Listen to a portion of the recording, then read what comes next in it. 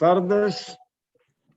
Esta tarde la Dirección de Docencia del Hospital Vivian Pela y el Servicio de Pediatría de este hospital tienen el gusto de que ustedes participen en un tema que apasiona, en un tema del que también se conoce poco por estos lados, y que es un tema que también ¿verdad? Es de demanda frecuente en la consulta médica pediátrica, y por lo tanto que requiere que con la conferencia que hoy vamos a tener, renovamos conocimiento y mejoremos conocimiento sobre el tema. Se trata del tema sueño normal en niños y trastornos respiratorios durante el sueño. Vamos a tener el gusto de contar con la doctora Emma García Collin. La doctora García es neumóloga pediatra con alta especialización en medicina del sueño, adscrita a la Subdirección de Atención Médica del INR en México y coordinadora de la Clínica del Sueño del INR de la Ciudad de México. Es para nosotros un honor y un gusto poder contar con usted, doctora, y el auditorio es todo suyo. Muchas gracias por haber aceptado. Gracias a todos por la invitación, por la introducción, y voy a compartir pantalla para comenzar con el tema. Bueno, muy bien, pues entonces, como ya lo comentó el doctor, les voy a hablar acerca de sueño normal y en niños y trastornos respiratorios asociados. Vamos a hablar un poco de fisiopatología, por qué es importante dormir, cuáles son las etapas de sueño y qué importancia tienen, la filogenética del sueño, cómo se va desarrollando a lo largo de las etapas de la vida, qué funciones tiene el sueño, y por último vamos a hablar específicamente de los diferentes trastornos respiratorios del sueño, cómo se clasifican, generalidades, cómo se tratan. Bueno, pues desde el 2008, se conmemora el Día Mundial de Sueño en marzo, 17 de marzo. Este año, pues el tema, como ustedes lo pueden ver aquí con este eslogan, siempre se ha hecho pues mucha relevancia a la importancia del buen dormir y a las consecuencias que tiene el no hacerlo en la salud.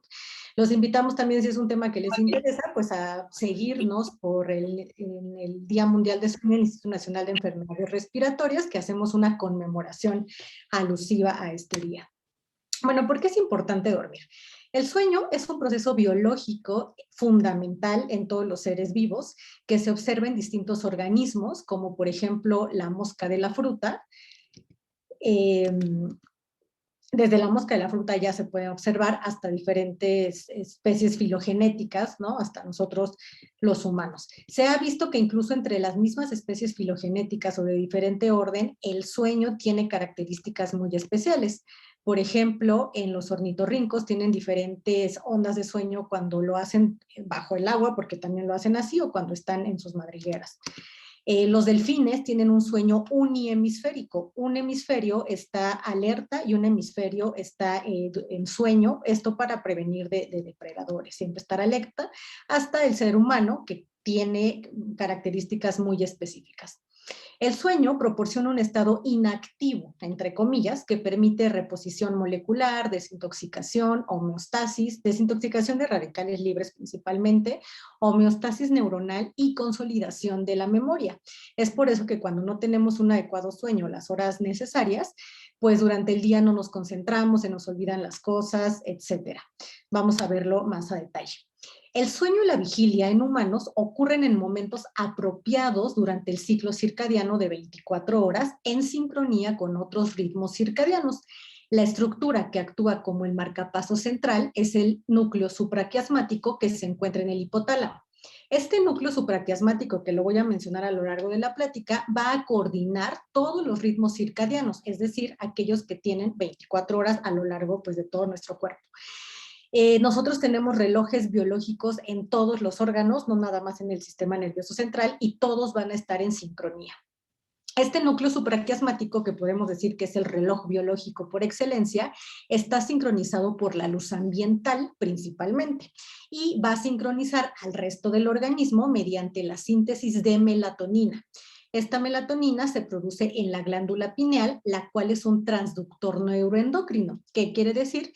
Que convierte un estímulo neuronal proveniente de la retina, que va a estar originado por la luz ambiental, en una respuesta endocrina, que es la producción de melatonina a través del tracto retino-hipotalámico. Por eso esta vía es fundamental. El espectro de luz es especialmente importante, ya que las células ganglionares de la retina contienen una sustancia que se llama melanopsina, la cual es un fotorreceptor sensible a la luz azul. La luz azul es el principal espectro de los dispositivos electrónicos, de todas las pantallas. Por eso es que esta luz artificial tiene mucho impacto en nuestro ritmo de sueño-vigilia. La melanopsina es fundamental para el correcto funcionamiento del ritmo circadiano. Esta sustancia, esta hormona, la melatonina, se identificó en 1958, fue como una especie de serendipia porque se estaba buscando en los reptiles cómo cambiaban de tonalidad para adaptarse al medio y se descubrió que este pigmento pues es dado por la melanopsina y posteriormente se vio que también tiene un impacto en los ritmos circadianos. La melanopsina se sintetiza a través del triptófano. Por todo este ciclo que se convierte también en serotonina, es por eso que cuando hay alguna alteración psiquiátrica, depresión principalmente, también se ve afectado el sueño. Y posteriormente se libera el sistema vascular, entonces la melatonina pues llega a todo el organismo, cerebro, saliva, orina, o sea, tenemos melatonina en todo nuestro cuerpo. Ahí. También tenemos síntesis de melatonina extrapineal, como lo pueden ver en estos órganos. Es por eso que también los ciegos, ¿no? Las personas invidentes, pues también tienen un ritmo no tan específico como nosotros, pero pues también llevan un cierto ritmo que no es necesario la luz pues ambiental para regularlo. La melatonina se empieza a sintetizar aproximadamente a las 8 de la noche para tener un pico máximo en la madrugada, 2, 4 de la mañana, y por la mañana tenemos niveles bajos. Estos son picos fisiológicos normales, pero se pueden ver alterados, adelantados o retrasados dependiendo de diferentes estímulos, principalmente la luz artificial. Sin embargo, la producción de melatonina no es constante a lo largo de toda la vida. Por ejemplo, nosotros empezamos a sintetizar propiamente melatonina a partir de los 4 meses de edad. Antes de los 4 meses, la melatonina es proporcionada por la leche materna. Por eso, otra de los beneficios de la lactancia materna es ayudar a regular un poco esta síntesis de melatonina y pues a los bebés permitirles un ciclo tal vez un poco más continuo. A los 8 o 10 años aproximadamente hay un pico máximo de melatonina, es cuando alcanzamos pues, nuestros mejores niveles de sueño. Sin embargo, en la pubertad hay una disminución brusca fisiológica, por lo que los adolescentes tienen alteraciones de sueño fisiológicas que además se ven pues empeoradas por los malos hábitos, ¿no? Actuales. A los 40-45 años tenemos todavía un descenso mayor de esta melatonina y por arriba de los 70 años pues tenemos hasta menos del 10% que teníamos en la infancia. Es por eso que los adultos mayores pues también tienen bastantes problemas de insomnio o de trastornos del ritmo circadiano.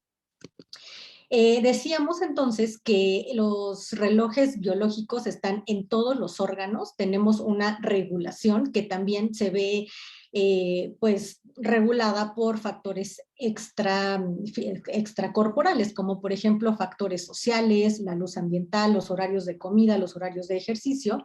Necesitamos tener horarios muy bien establecidos para que todo nuestro organismo funcione con estos ritmos circadianos.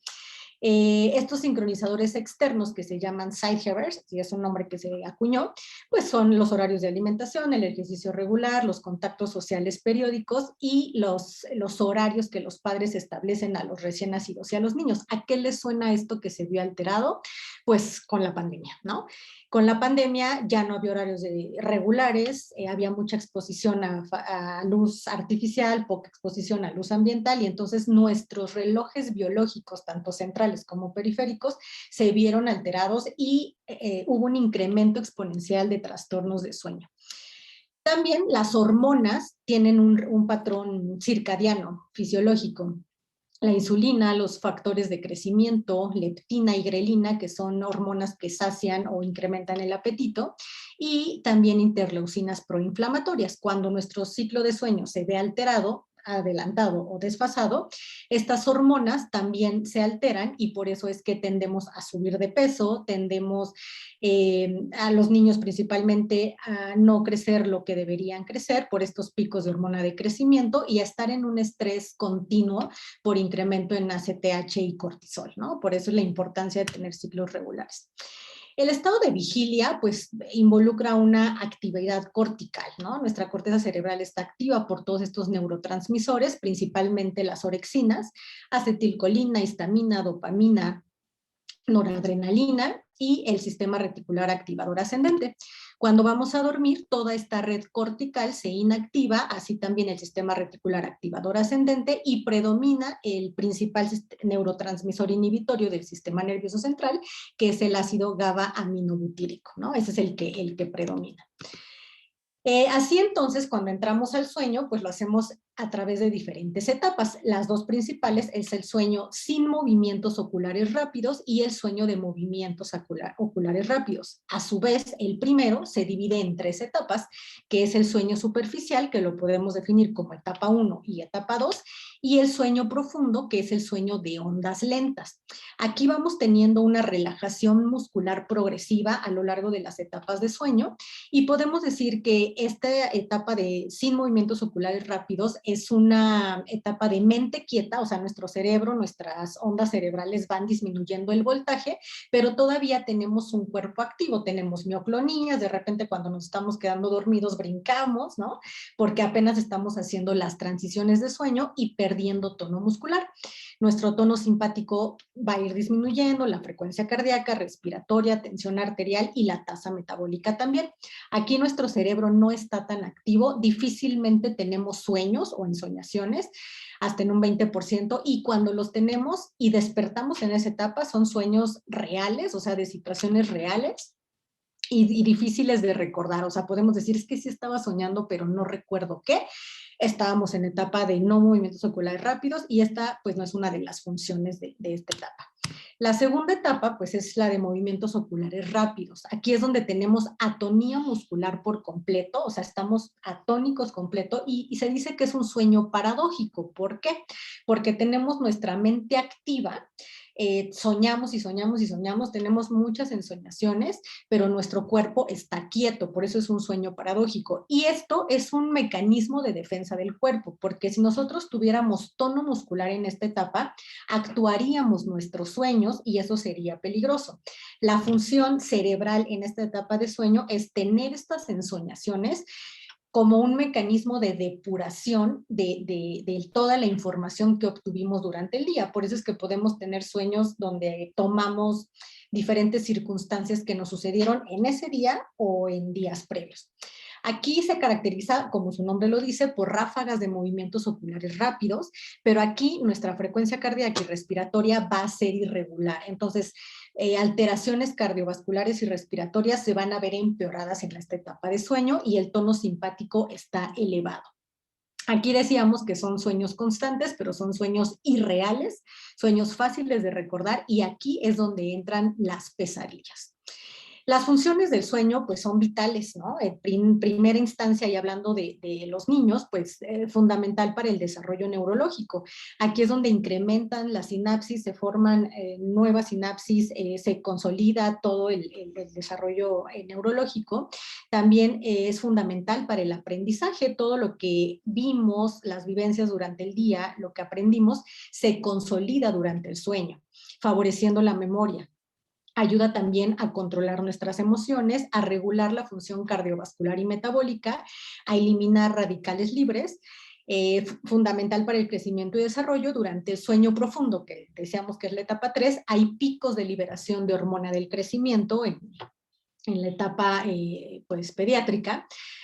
También es fundamental para el antienvejecimiento celular. Esto hablando no así de que no me voy a arrugar, o sea, bueno, sí tiene una función, pero más bien es por protección de los telómeros, ¿no? Se protegen mejor los telómeros cuando hay adecuadas horas de sueño y también ayuda a restaurar la energía. De hecho, siestas pequeñas nos ayudan a restaurar la energía por tiempos cortos, ¿no? En 2015, la Fundación Nacional de Sueño llegó a la conclusión de que las horas ideales para dormir en los diferentes grupos de edad pues eran estas, porque antes de 2015 pues cada quien decía lo que quería, no había un criterio unificado y era de pues duerme 8 horas y ya, ¿no? Y pues no, ahora se sabe que no. Hay diferentes fenotipos de sueño. Hay personas que se llama short sleepers o long sleepers, que necesitan más o menos horas de sueño para funcionar, pero lo ideal es que al menos se cumplan 5 horas de sueño y 7 horas de sueño idealmente, ¿no? Entonces, en los recién nacidos, de 14 a 17 horas es lo ideal, y como pueden ver en el color azul fuerte, pues son las horas ideales, los mínimos aceptados y los máximos aceptados por grupos de edad, porque ya decíamos que fisiológicamente cada vez vamos necesitando menos sueño. Pero se ha visto que las personas, ya podríamos decir de adolescentes para arriba, que duermen menos de 7 horas, tienen mayores complicaciones cardiovasculares, sobre todo mayor propensión a desarrollar hipertensión arterial sistémica. Sin embargo, se ha visto que hasta el 30% de los preescolares, y esto fue antes de pandemia, antes de clases en línea, antes de todo este desfase de sueño, hasta el 30% de los niños en edad preescolar tenían sueño insuficiente y hasta el 90% de escolares y adolescentes lo tenían. Yo creo que ahorita esto pues ya se emparejó. Nosotros a lo largo de la noche tenemos entre 4 a 5 ciclos de sueño, de esto que va desde el sueño no mor al sueño mor aproximadamente, que idealmente se deben cumplir por lo menos 4 ciclos para lograr el objetivo de cada una de las etapas de sueño. Al final de la noche va predominando el sueño de movimientos oculares rápidos. Esto se llama hipnograma del sueño, para ver cómo es nuestra arquitectura del sueño. Esto nos mide cómo es la arquitectura. Aproximadamente tenemos hasta el 25% de sueño MOR en condiciones normales, sueño superficial, etapa 1 hasta el 5%, la etapa que más predomina es la de etapa 2, y el sueño de ondas lentas hasta 20%, pues es lo ideal. Sin embargo, no esto es constante a lo largo de la vida. Ustedes saben que los bebés pasan pues más tiempo dormidos y tienen un sueño polifásico, es decir, hacen diferentes horas de sueño a lo largo de las siestas que realizan, las cuales van disminuyendo conforme van creciendo. Podemos decir entonces que a partir de los 5 años de edad ya no es normal que un niño haga siestas y ya deberían tener un sueño monofásico. Si un niño de 5 años en adelante hace siestas continuas, algo está pasando, porque entonces su sueño continuo nocturno no está siendo adecuado, ¿no? Tenemos que investigar a este niño. Se dice también que el sueño sano pues tiene diferentes componentes. Una adecuada duración, las horas que ya decíamos por grupo de edad, que suceda en el momento apropiado. Por ejemplo, un niño o cualquier persona puede dormir 8 horas, es un ejemplo, pero no es lo mismo que duerma a las 9 de la noche y cumpla sus horas, a que duerma a las 2 de la mañana y cumpla sus horas. Está durmiendo las 8 horas, sí, pero en tiempos desfasados. Estos son trastornos del ritmo circadiano. Que sea regular, que sea constante. Esto es entre semana y en fines de semana. Tenemos una mala costumbre de que entre semana podemos dormir bien, en fines de semana hacemos lo que queremos. No, lo ideal es que todos los días sea un sueño regular, que sea de buena calidad, que no esté fragmentado y que pues no haya un trastorno de sueño. Y bueno, esto aquí les pongo porque con la pandemia pues les decía que esto pues vino a alterarse por completo por ansiedad, por inactividad física, exceso de información que nos mantenía pues alertas, ¿no? Con el exceso de los dispositivos electrónicos, menos exposición a luz solar, con el confinamiento pues no podíamos salir, exponernos a luz solar y pues horarios irregulares, ya no teníamos una rutina. Existen más de 100 trastornos de sueño, que afortunadamente la Academia Americana de Medicina del Sueño tuvo a bien agruparlos en 7 diferentes tipos. Nosotros nos vamos pues a enfocar en el segundo grupo, que son los trastornos respiratorios del sueño, que nada más para que conozcan, el primer grupo es de insomnio, hay diferentes tipos de insomnio. El tercer grupo es la hipersomnia, exceso de sueño de origen central, donde característico en la narcolepsia. El cuarto grupo son los trastornos del ritmo circadiano. El quinto grupo son las parasomnias, sonambulismo, terrores nocturnos, pesadillas, etcétera, que son más comunes en niños. Trastornos de movimiento como piernas inquietas, movimiento periódico de extremidades, y a partir del 2020 se introdujo un nuevo síndrome, que es el síndrome de sueño inquieto, también propio de niños, más común, y trastornos médicos y neurológicos, como el más común, por ejemplo, es la epilepsia asociada al sueño. Solo hay epilepsia, solo hay crisis convulsivas cuando están dormidos. Entonces, bueno, vamos ya a entrar de lleno a los trastornos respiratorios, ya que hablamos de sueño normal.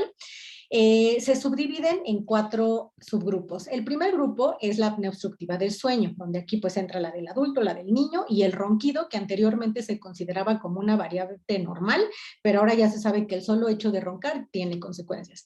El segundo grupo son los síndromes de apnea central del sueño. El cuarto grupo son los síndromes de hipoventilación asociada al sueño, y cuando hablo de hipoventilación, hablo de retención de dióxido de carbono.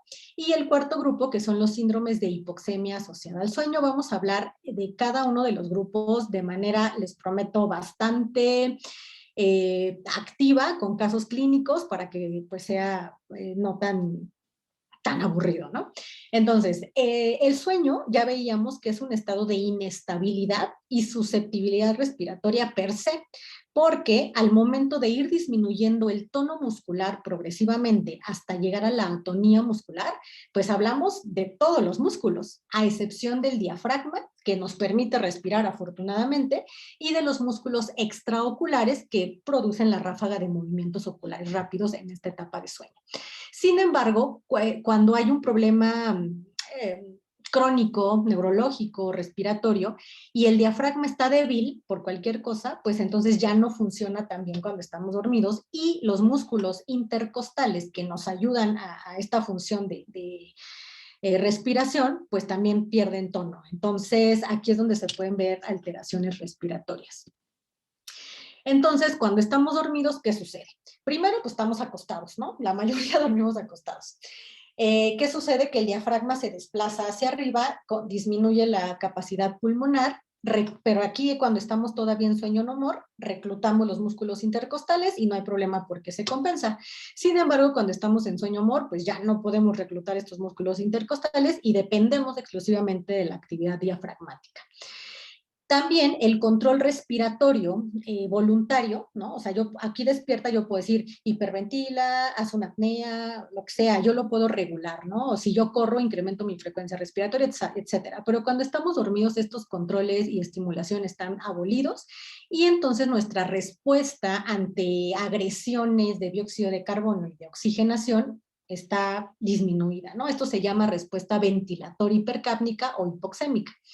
Ahí está disminuida. Entonces no respondemos también ante estos cambios.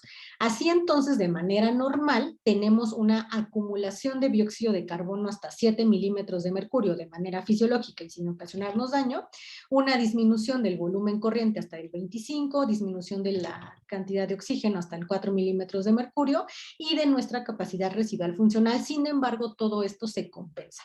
También nuestra vía aérea superior incrementa su resistencia exponencialmente, así en cualquier momento todos podemos roncar sin tener ningún problema, ¿no? Porque además del tono muscular disminuido, pues la resistencia está muy incrementada. Sabiendo esto, que el sueño pues es un estado de alteración respiratoria per se, vamos a ver por qué suceden estos síndromes, ¿no? El primero es el síndrome de apnea obstructiva del sueño. Quiero que vean este video de este pequeñito. Este es un niño de 6 años que llegó al INER justo porque ya había acudido con múltiples especialistas por infecciones de repetición, pobre incremento ponderal, datos de reflujo, le iba pésimo en la escuela. Y pues la mamá hacía énfasis de que es que a mí me llama la atención cómo respira mi hijo, cómo ronca, y pues le decían, no, pues es normal que ronque, va a crecer y se le va a quitar. Entonces, chequen esto. Apnea, ahí no respira. Vean el cuello. Leo. Vean ahora cómo respira.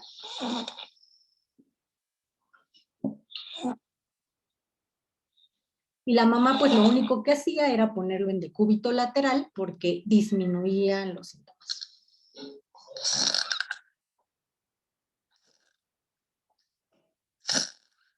¿no? Entonces, pues para ella era que disminuían los síntomas, pero realmente era pues que ya no tenía tantas apneas porque no estaba en decúbito supino. Entonces, la apnea obstructiva se define como un trastorno de la respiración durante el sueño que se caracteriza por obstrucción parcial o total de la vía aérea superior, que va a alterar el intercambio gaseoso y va a modificar la arquitectura del sueño. Una apnea del sueño, afortunadamente, va a terminar con un alertamiento, es decir, el cerebro detecta que no hay respiración, se vuelve el pH ácido, incremento de dióxido de carbono y disminución de oxigenación, y entonces hay un alertamiento cortical para que el paciente despierte, ¿no? Y entonces termine la apnea y normalice el intercambio gaseoso. Pero esto pues altera la arquitectura del sueño, ya no es un sueño continuo. Si estaba en sueño superficial, en sueño profundo, regresa a sueño superficial. Tenemos entonces un espectro de disminución de la vía aérea, que es pues, la vía aérea normal, la disminución, que son las hipopneas o el ronquido, y el colapso total, que es la apnea. Puede ser desde el ronquido, que se considera como ronquido habitual, y cuando ya se debe valorar a un niño pues más detalladamente, cuando lo hace por más de 3 días a la semana y durante más de 3 semanas, sin infección de vía aérea superior, que es cuando ya no es normal el ronquido. Tenemos los picos de incidencia, que coincide con el crecimiento del tejido linfoide a los 6 años, 2, 3 años de ronquido y 6 años aproximadamente de la apnea obstructiva. El principal sitio de colapso, pues ya sabemos que es la naso e hipofaringe. Fíjense cómo aquí es una vía aérea pues normal, permeable. Aquí hay crecimiento de tejido adenoideo que disminuye la luz y de amígdalas palatinas que también disminuye la luz, ocasionando la obstrucción. Entonces, la Academia Americana pues, nos dice que debe el niño tener ronquido, respiración ruidosa o dificultad respiratoria durante el sueño, como ese niño, además de síntomas diurnos, y que se evidencie mediante una polisomnografía, pues, problemas respiratorios. Esta es la radiografía lateral de nasofaringe de este niño que les presentaba. Vean cómo hay incremento del tejido adenoideo con una luz muy disminuida, esto pues despierto. Y también tiene hipertrofia de cornetas, ¿no? Además de las amígdalas grandes. Hasta el 30% de los niños van a tener ronquido habitual, pero esto se duplica en niños obesos. El 5% va a desarrollar apnea obstructiva, esto hasta el 40% en obesos, o sea, la obesidad incrementa pues bastante este desarrollo. Y de los niños que les quitan las amígdalas, hasta el 20% va a quedar todavía con apnea obstructiva. Por eso es que cuando después de que operen a un niño, no le digan ya, pues ya se curó, no. Hay que darle seguimiento porque pueden persistir con apnea residual, sobre todo si tienen otras características anatómicas. Y hasta el 80% de los niños obesos que operaron van a persistir con apnea porque tienen las otras características. Pero bueno, aquí, ¿cuál es lo importante? Que pues todo esto que les decía de los alertamientos, de las alteraciones del intercambio gaseoso, la hipoxemia intermitente, el sueño fragmentado y los cambios en esa presión intratorácica, como el video que les mostré en este pequeño, pues van a provocar consecuencias neurocognitivas, ¿no? Bajo rendimiento escolar, alteración en el estado de ánimo, falta de concentración, trastornos metabólicos como obesidad o al contrario desnutrición, falla de medro principalmente, mayor predisposición a desarrollar diabetes, alteraciones cardiovasculares, lo que más se ha visto es hipertensión arterial sistémica e hipertensión pulmonar ya en casos muy avanzados y situaciones inflamatorias. De por sí la apnea obstructiva es una entidad proinflamatoria, ¿no? Los niños con asma o con rinitis alérgica, que casi siempre tienen hipertrofia de tejido linfoide, tienen menos control de sus enfermedades cuando tienen apnea del sueño. Entonces, bueno, este niño que les presentaba, pues tenía desnutrición crónica, síntomas diurnos, hipoplasia facial por esta respiración oral y malformaciones dentales también, mal control de asma y de rinitis alérgica, reflujo gastroesofágico grado 3, ese incremento en la presión negativa intratorácica, pues produce mayor reflujo. Y tenía también hipertensión pulmonar de 51 milímetros de mercurio, y bueno, aquí lo podemos ver en la radiografía, cómo el cono de la pulmonar pues se ve incrementado en tamaño.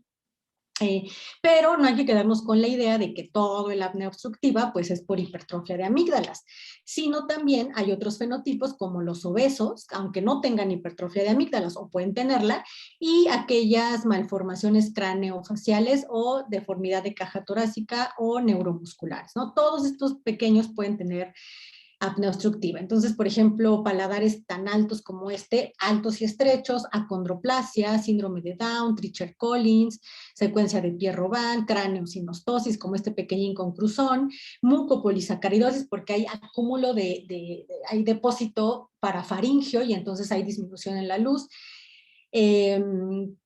micrognatia, ¿no? O hipoplasia, y aquellos niños con obesidad, en este caso sindrómicos, como el síndrome de Prader-Willi, ¿sale?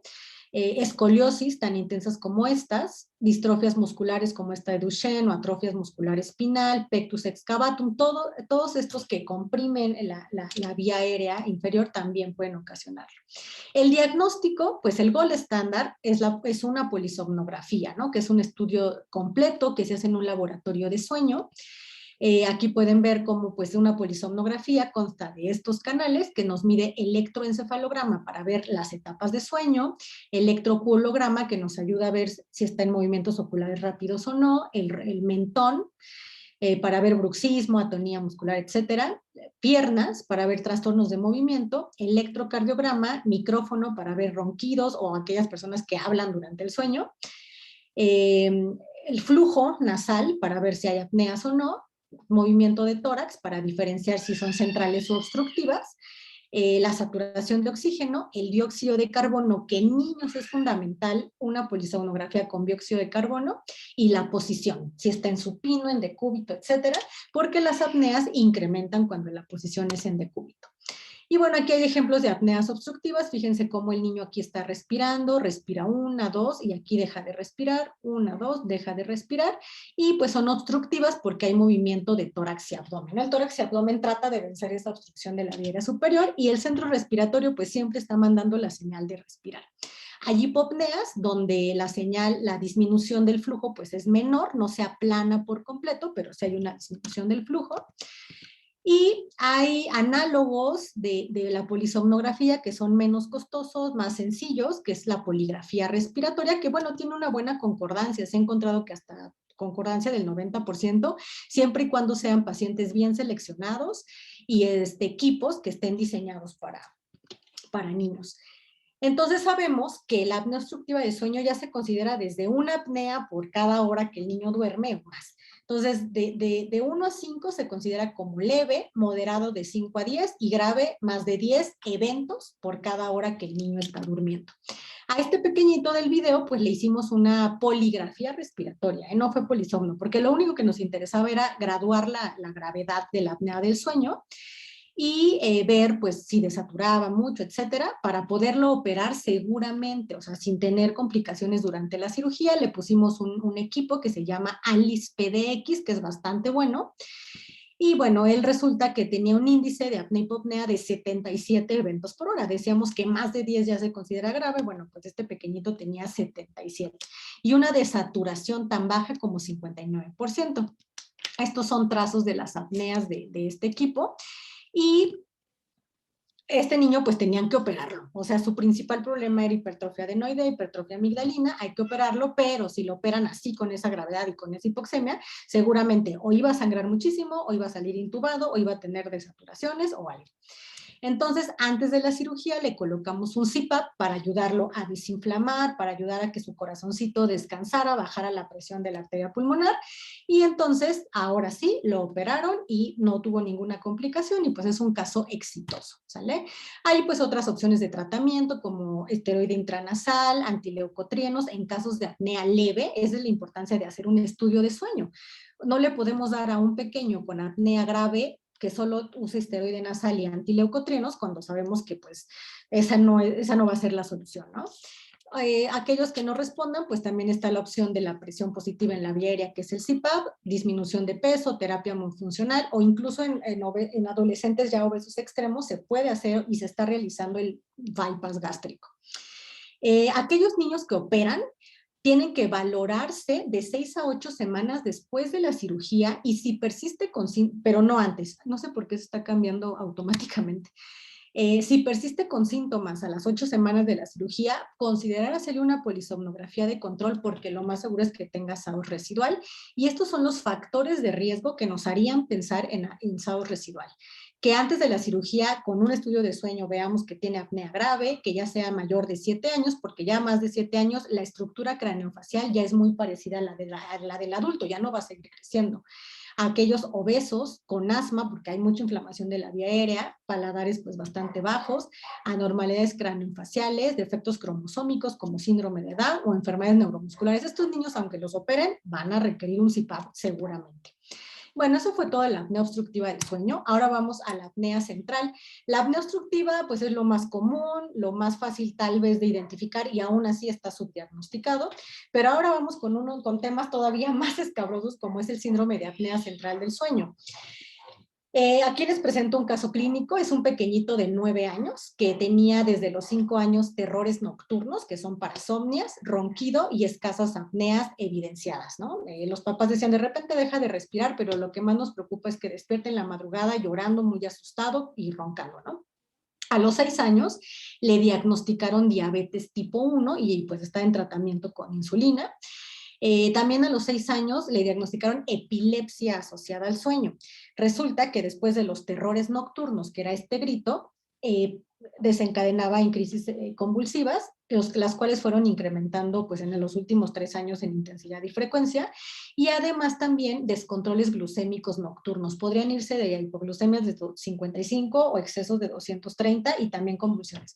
Entonces, ni los médicos ni los papás sabían si este descontrol glucémico y las convulsiones eran bidireccionales o cuál desencadenaba cuál o qué pasaba, ¿no?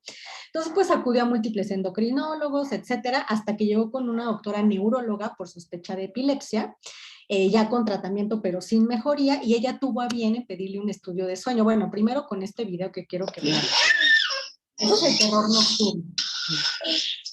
Ahí los papás, pues obviamente desperta, asustados. Ahorita voy a encender la luz para que vean.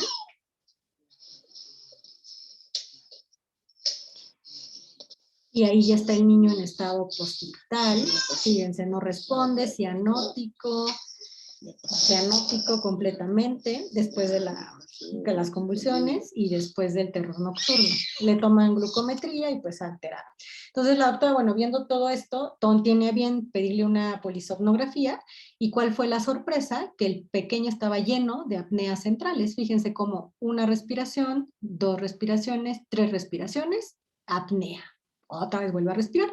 Pero resulta que el tórax y el abdomen, que son estas bandas, tampoco se mueven. Estos son artefactos, ¿no? Estos piquitos, pero bueno, no se mueven. Está plano completamente, eso quiere decir que son de origen central.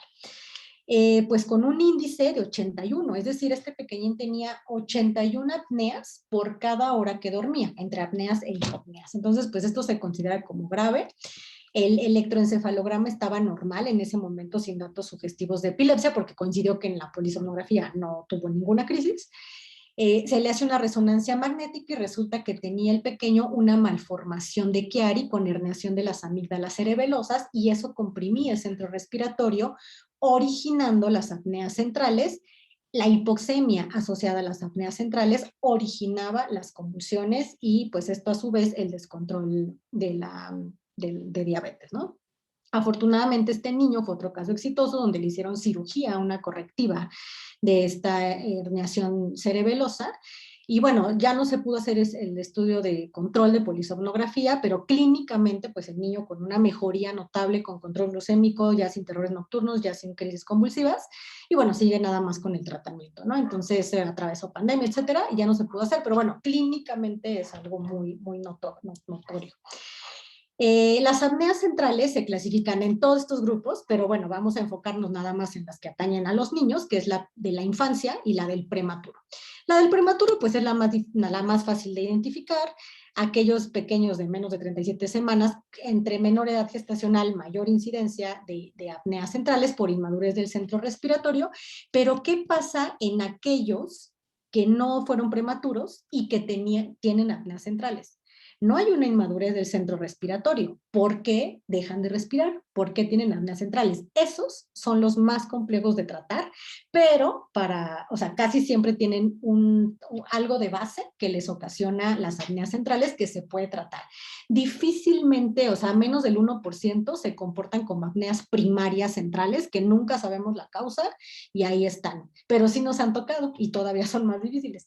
Y bueno, las apneas centrales, pues la diferencia es esa, que no hay movimiento de tórax y abdomen, hay un cese del flujo respiratorio, pero bueno, puede durar 20 segundos o puede durar solo 2 respiraciones, pero se acompaña de desaturaciones y de disminución de la frecuencia cardíaca, a diferencia de las obstructivas que no lo hacen. Y en niños, principalmente lactantes y prematuros, puede haber algo que se llama respiración periódica, que fíjense que es bastante común en niños sanos, ¿no? En bebés sanos, que viven en altitudes moderadas o altitudes elevadas, ¿no? Colombia, Ciudad de México, etcétera. Casi todos tienen respiración periódica y no hay ninguna consecuencia. Son clústeres de apneas centrales que se van quitando con el tiempo. Se dice entonces que un índice de apnea central arriba de 5 eventos por hora ya es anormal, tanto en niños como adultos. Todavía se aceptan un poquito más de apneas centrales que de apneas obstructivas. Y bueno, aquí, ¿cuál es lo peligroso? Pues que las apneas centrales ocasionan hipoxemia, retención de dióxido de carbono, alertamientos corticales que interrumpen la arquitectura del sueño y un estado hiperadrenérgico. O sea, los pacientes están con hiperadrenérgicos durante el día y durante la noche, no tienen un periodo de reposo. Afortunadamente les decía que esto es bastante raro en niños, o sea, no sucede, tal vez nosotros vemos más porque somos un centro de referencia. Podemos aceptar que en los primeros 6 meses de vida hasta el 2% de los lactantes sanos tengan eventos de apneas o los famosos ALTES o BRUES, ¿no? Que son eventos que parece que el niño pues, perdió la vida, pero resulta que no. Y por lo regular tienen buen pronóstico y se resuelven sin secuelas. Sin embargo, cuando estas apneas son persistentes, son graves, como las del pequeño que les mostré, pues seguramente hay una condición médica subyacente y van a tener secuelas por hipoxia. Entonces eso hay que pues, diagnosticarlo, ¿no? ¿En quiénes tenemos que sospechar? Pues en aquellos que tengan más de 37 semanas, ya decimos que los prematuros pues es esperado que las tengan y hay un tratamiento. Aquellos niños que tengan somnolencia diurna. No es normal que un niño tenga sueño durante el día, ¿no? Casi siempre están activos o irritables o lo que sea, pero si un niño lo ven muy adormilado, muy somnoliento, algo está pasando. Que estén irritables, que tengan pausas respiratorias presenciadas, síndromes genéticos, metabolopatías, reflujo gastroesofágico o tumores del sistema nervioso central son los que más comúnmente van a tener apneas centrales, síndromes neurológicos o tumores, ¿no? Y el síndrome de hipoventilación alveolar central congénita, por ejemplo, aquí pues hay una tumoración que comprime el centro respiratorio y se van a manifestar como apneas centrales. Incluso pues puede ser con lo que se manifiesten y se pueda diagnosticar a tiempo algo más peligroso, ¿no? Niños con acondroplasia, 100%, centrales y obstructivas, o sea, no hay de otra. Síndrome de Cornelia de Lange, Moebius, Prader-Willi, Down, van a tener de las dos, obstructivas centrales. Pierre-Robin, enfermedades por depósito como mucopolisacaridosis van a tener de las dos. Craneosinostosis de cualquier síndrome que ustedes quieran. Treacher-Collins también. Y bueno, son los grupos de riesgo que debemos estar más atentos, más alerta y siempre estudiarlos, ¿no? Aunque incluso los papás nos digan, no, duerme muy bien, no hace apneas, no les crean, o sea, lo más seguro es que sí, y sobre todo si ya están más grandes. Entonces, el tratamiento del prematuro, pues ya sabemos, ¿no? ¿Cuál es? Pero el de la infancia, cuando hay apneas centrales, primero, pues tratar la causa subyacente. Un niño ya que no fue prematuro con apneas centrales, resonancia magnética, se la ganó, y polisomnografía. Oxígeno nocturno, el oxígeno ayuda a regular el centro respiratorio y en casos leves o moderados puede quitar las apneas centrales.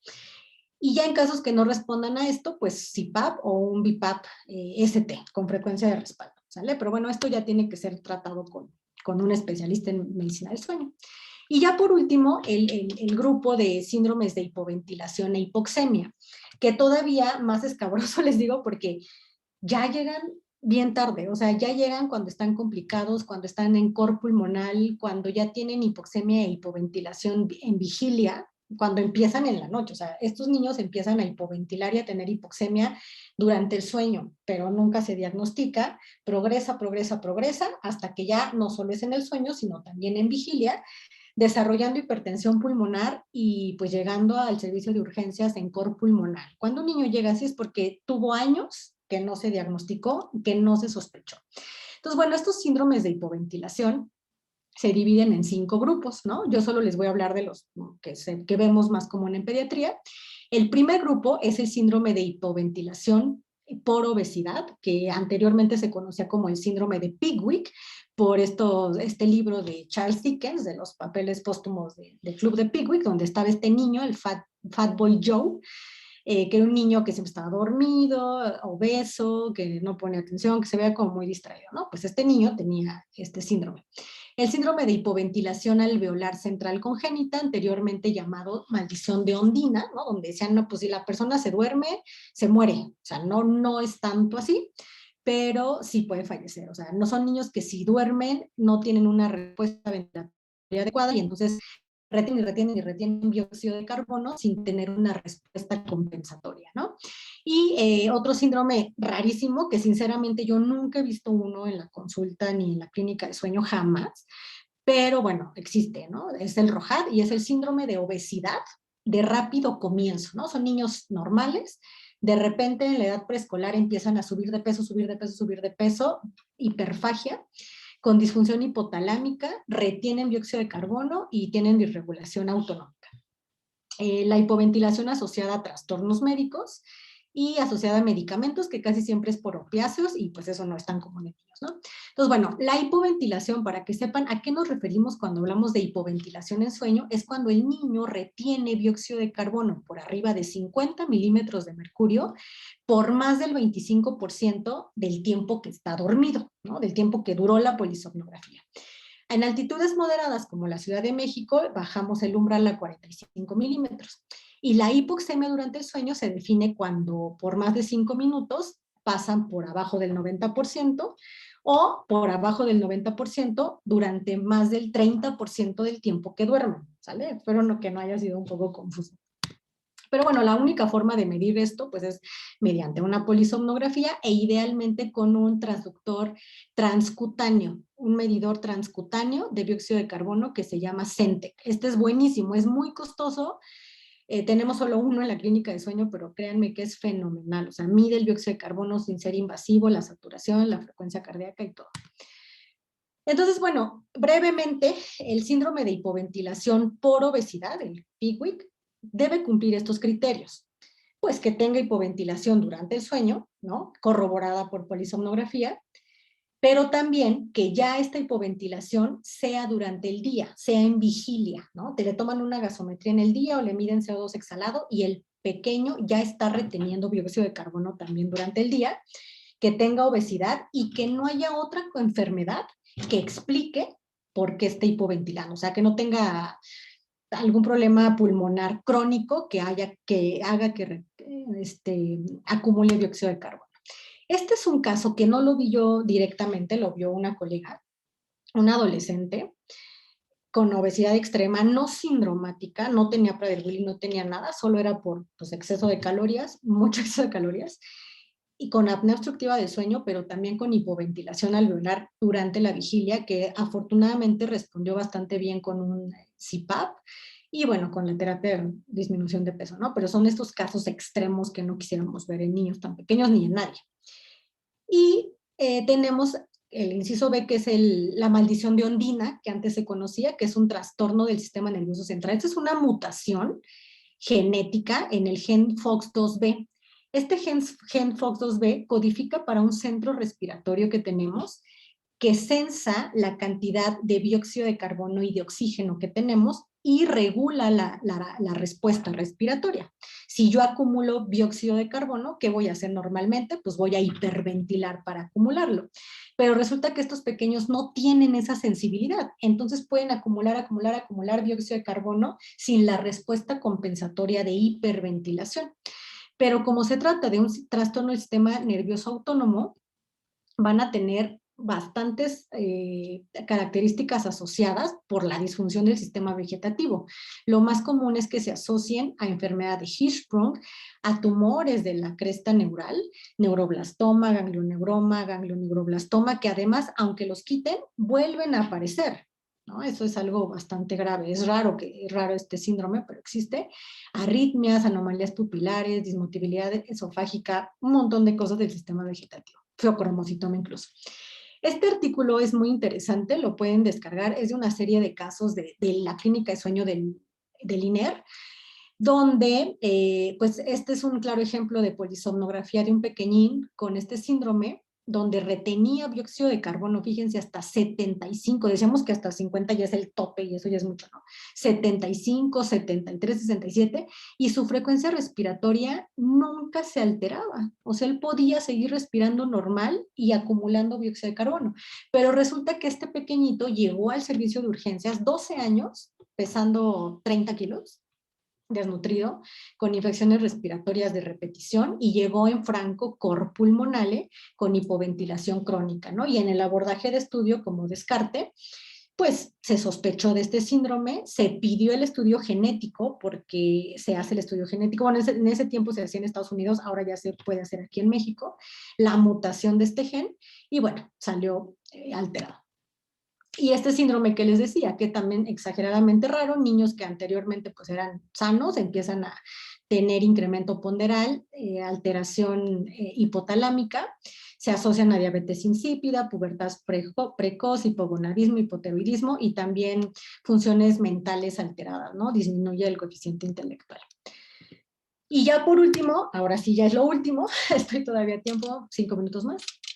El último grupo, pues, es la hipoventilación o hipoxemia, porque pues aquí prácticamente también siempre van de la mano, debido a trastornos médicos. Y yo creo que esto es lo que más vemos en el hospital o en la consulta y que casi nunca sospechamos y no diagnosticamos a tiempo, ¿no? Ahorita les voy a poner unos ejemplos que llegaron al INER a urgencias muy mal, cuando se pudieron haber diagnosticado pues muy a tiempo, ¿no? Entonces, que haya hipoventilación o hipoxemia asociada al sueño, esto sería en un mundo ideal, que lo detectemos cuando el niño todavía solo hipoventila o tiene hipoxemia cuando está dormido.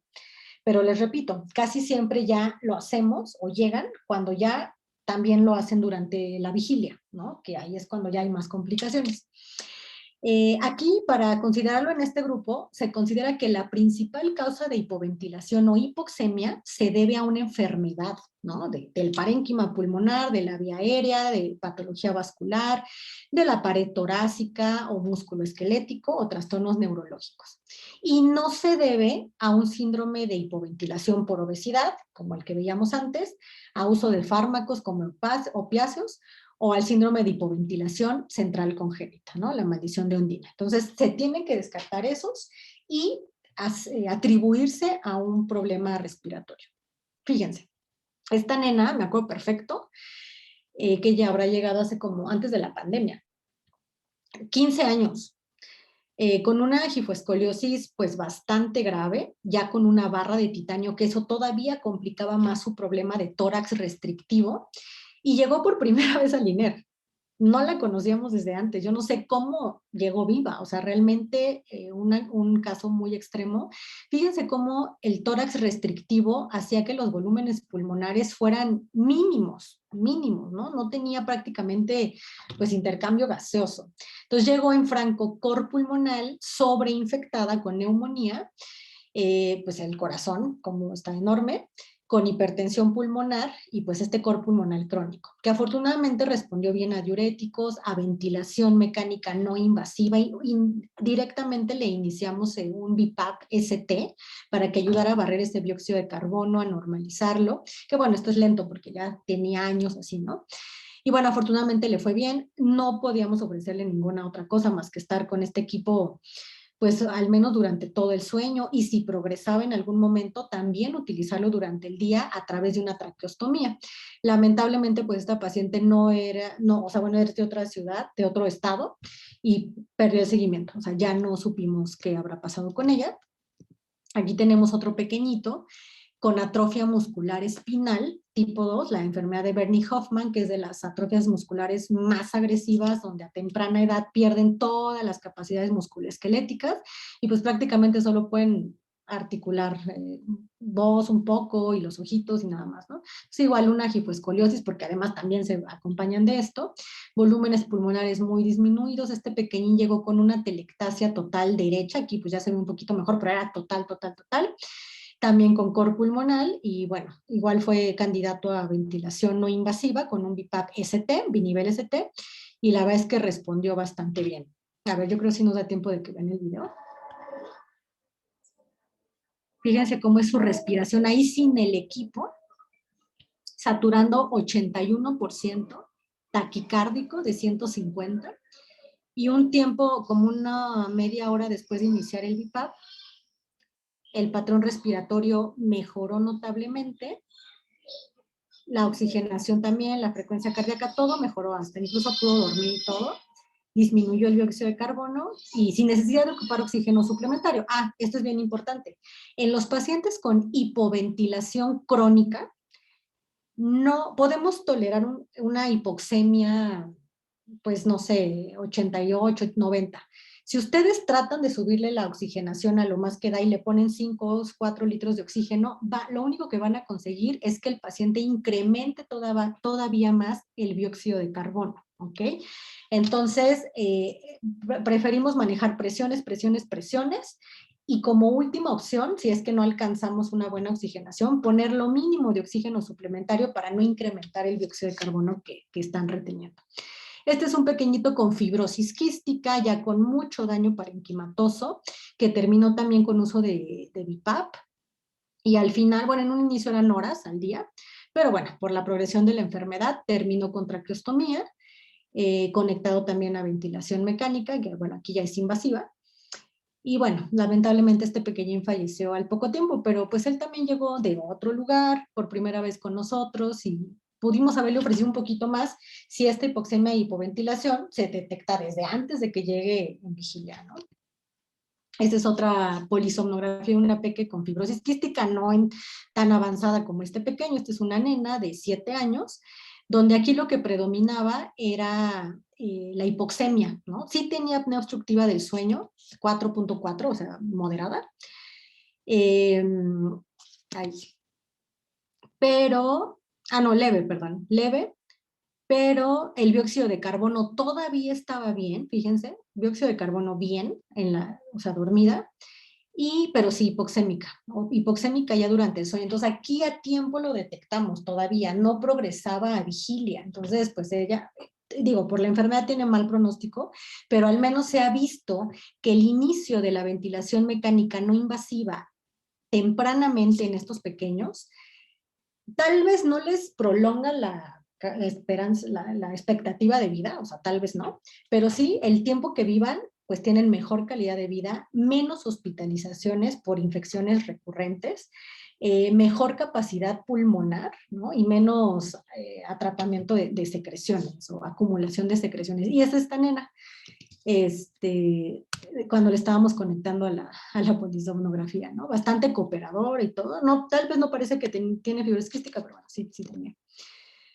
El diagnóstico de estos niños también, el gold estándar es por polisomnografía. Fíjense que aquí no podemos utilizar poligrafía respiratoria. Estos pequeños que ya tienen comorbilidades forzosamente deben ser sometidos a una polisomnografía con medición de dióxido de carbono. El tratamiento, pues, es muy variado. Depende, ¿no? De en qué etapa los agarren, qué complicaciones tengan, cómo se adapten, pero bueno, estos niños son candidatos a ventilación no invasiva, sí o sí. Si solo se trata de apnea obstructiva del sueño, sí, solo apnea obstructiva, CPAP. Pero si no tienen apnea obstructiva del sueño únicamente y ya tienen alteración en el intercambio gaseoso, el CPAP no les va a ayudar. Al contrario, los puede empeorar. Entonces, estos niños son candidatos a ventilación no invasiva con BiPAP, ST, definitivamente. Y ahí puede ser por interfaz, ¿no? Dependiendo del tiempo de uso, o ya por traqueostomía, cuando pues ya es más tiempo, o sea, mínimo 18 horas, ¿no?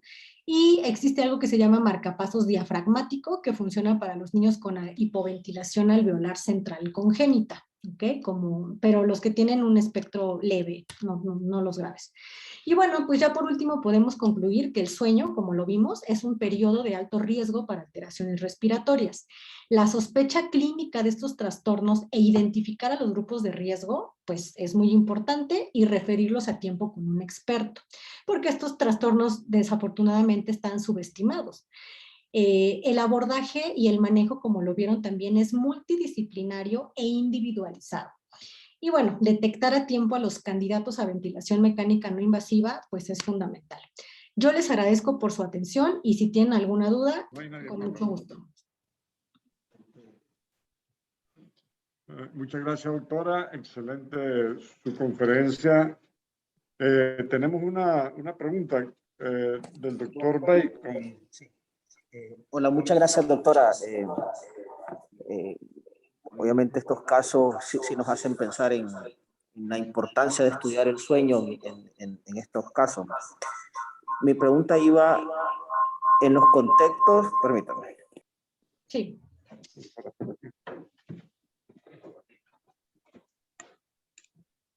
En los contextos de estos niños que utilizan CPAP previo a la cirugía de amígdalas, ¿cuánto es el promedio que ellos deben de estar preparados? ¿Una semana, 3 días, 5 días previo a esta cirugía? Claro, idealmente 3 meses, dependiendo de la gravedad de la apnea, para ayudar a desinflamar por completo la vía aérea y a disminuir la hipertensión pulmonar en casos de que ya tengan hipertensión pulmonar. Si no hay hipertensión pulmonar y son casos moderados a graves, pero sin hipertensión, 1 mes es suficiente. O sea, 4 semanas, por lo mucho 3, pero sí por lo menos eso. Sí. Bueno, saludos. Y la doctora Moreno quiere hablar, ella tiene la mano levantada. Ok. Ella puede hablar. Doctora Moreno, ¿usted tiene la palabra? Hola, muchas gracias. Hola Emma, ¿cómo estás? Gracias por la excelente plática. Tengo 3 preguntas, ¿verdad? ¿Qué utilidad crees que podría tener el uso de la oximetría nocturna? Ya ves que pues en países como el nuestro, pues la accesibilidad a tener una polisomnografía, realizar con tantos canales, pues es complicado, pues. Pero en aquellos pacientes como un abordaje inicial, ¿sí hay alguna utilidad del uso de la medición de la oximetría nocturna? Esa es una pregunta. Segundo, ¿qué complicaciones o qué consecuencias podemos tener en aquellos pacientes que tenemos apnea obstructiva del sueño, que van a ser candidatos a una cirugía? Y en Se los fue el cuales, audio, está aquí. ahí sí me escuchas, ¿no? ¿Sí me escuchaste en la primera pregunta? Ahí. Emma, ¿me escuchaste? Un momento, parece que la doctora se fue de su red. Un momento, porque nosotros estamos escuchando bien. Parece que fue la doctora. Un momento, doctora Moreno.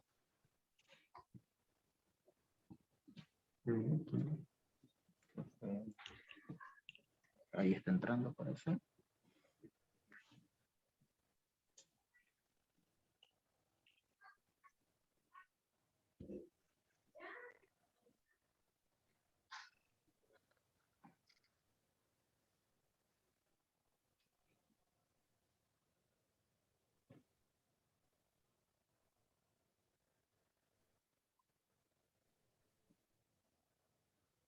¿No?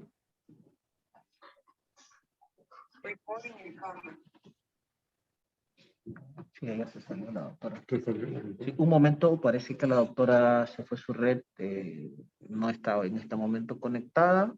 Vamos a darle unos minutos. A lo mejor, doctora Moreno, ¿podrías enviarle un mensaje? Perdón, ya hizo.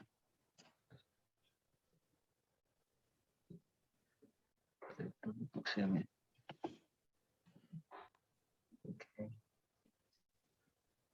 Tal vez podría. Está entrando la doctora. Sí. Hola, doctora. Okay. Hola. Muchas gracias, doctora.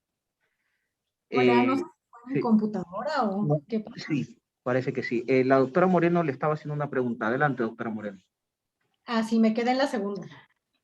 Ok, y la segunda, Emma, era que qué consecuencias podemos tener en aquellos pacientes que sean candidatos a una cirugía de, ya sea de amigdalectomía o adenoidectomía, en los cuales no utilicemos el CPAP previamente, antes de la cirugía, ya sea en estos casos graves o moderados. Y tercero, hay un uso frecuente muchas veces de parte de a veces de los médicos a usar melatonina para regular el sueño en los niños cuando no tenemos quizás tal vez alguna patología de base. No sé qué opinión tenés al respecto, el uso de melatonina en estos niños que pues a veces los padres se quejan de que no duermen o que duermen muy poco. Gracias. Claro, excelentes preguntas, las tres. Bueno, la primera, sí podría ser de utilidad una oximetría continua durante el sueño, pero solamente en aquellos pacientes que se sospeche de hipoxemia durante el sueño sin otro trastorno agregado. Por ejemplo, no sé, una enfermedad pulmonar crónica, que solo se sospeche de eso y quieras ver hasta dónde desatura. Pero para apnea obstructiva del sueño no, porque no es una regla que una apnea se acompañe de desaturación obstructiva. Sí en las centrales se acompañan de desaturación, pero en las obstructivas no. Entonces, la mayoría de los niños que tienen apneas obstructivas van a retener dióxido de carbono más que desaturar.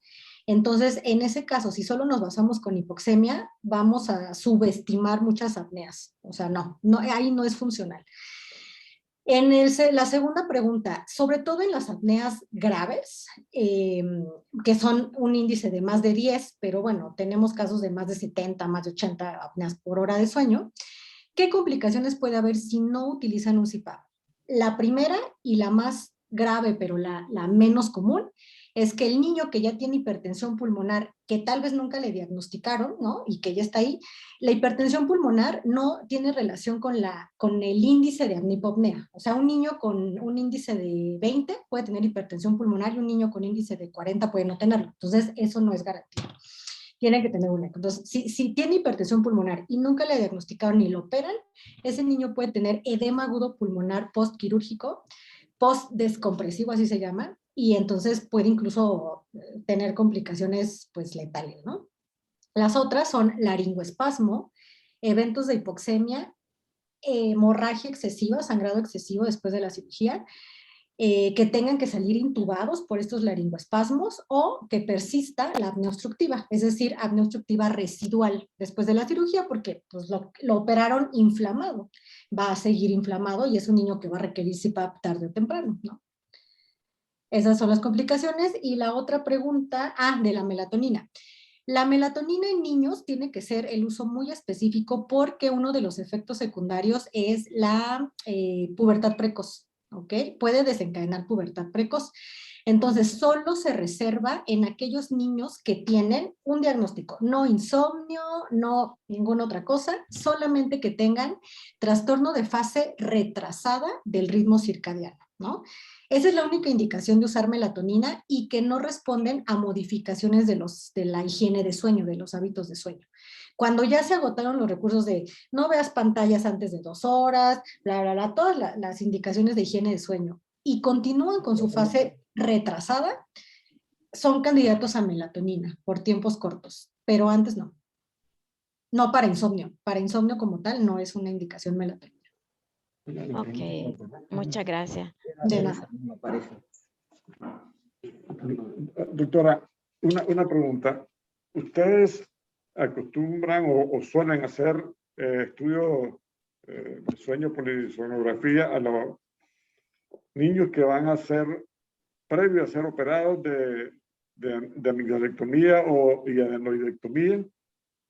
Sí, de hecho, bueno, en el INER, a todos los niños que otorrino va a operar, a todos les hacemos estudio de sueño. No polisomnografía. Si solamente sospechamos de apnea obstructiva y el niño no tiene un síndrome, no tiene más que las amígdalas grandes, les hacemos poligrafía respiratoria. Y en su casa, lo podemos hacer en su casa o en la clínica de sueño para vigilarlo mejor. Entonces, pues les decía que es un estudio más costoso, que diga menos costoso, más accesible, sin tantos canales, eso es algo muy sencillo, pero solo nos indica cuántas apneas tiene y cuánto desatura, la frecuencia cardíaca, nada más. No podemos ver sueño, no podemos ver nada, pero nos da una orientación de si es leve, moderado, grave y si va a requerir CPAP o no. No se opera ningún niño si no tiene un estudio de sueño. Y bueno, en la práctica privada tratamos también de hacer lo mismo. Cuando son casos por clínica, por todo lo que vemos, son casos leves, pudiera ser que no requirieran un estudio de sueño, ¿no? Pero cuando ya son casos más moderados graves, pues ahí sí.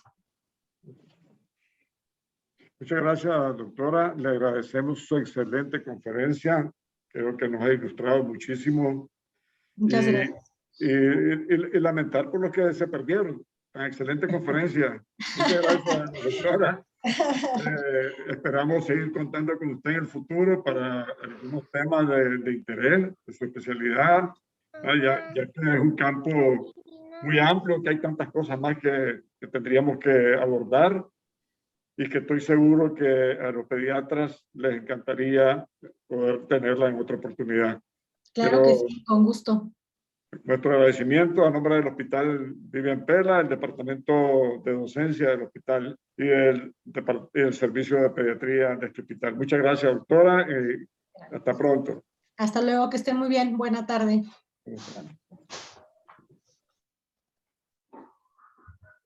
Muchas gracias a todos y cada uno de ustedes que estuvieron conectados, a la doctora y por supuesto al doctor Báez que nos coordinó la actividad. Recuerden que esta plática va a estar grabada en nuestro canal de YouTube de docencia y en los próximos días podrán acceder a ella. Muchas gracias y muy buenas noches.